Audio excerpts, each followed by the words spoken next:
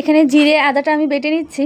আর এদিকে দেখো দুধ গরম হয়ে গেছে, সকাল সকালে রান্নাবান্না সমস্ত কিছু শুরু করে দিয়েছি। এখানে আমি আলুগুলোকে দেখতে পাচ্ছ ডুমু ডুমু করে কেটে নিয়েছি, আলুগুলোকে ভেজে নিচ্ছি। এবার তেল গরম হয়ে গেছে, তাতে গোটা জিরে ফোড়নে দিয়ে দিলাম আর দিয়ে দিলাম তেজপাতা। আর এই যে বাটা মশলাটা দেখছো, এটাকেও আমি এখন দিয়ে দেবো, অল্প রেখে দেবো ডালের জন্য। আর এবার আমি হলুদ আর লবণটা অ্যাড করব।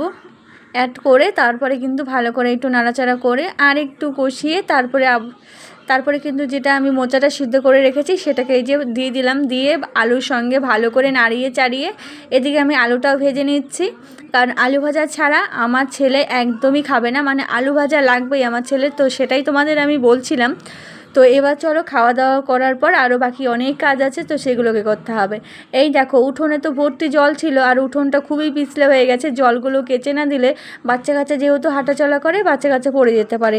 তো তাই এদিকে দেখতে পাচ্ছ আমি এই এত বড় উঠোনটাকে এখন আমি সমস্ত জলগুলোকে কেচে দিচ্ছি ঝাড়ু দিয়ে। আর এই সাইডে দেখো কত জল জমে গেছে।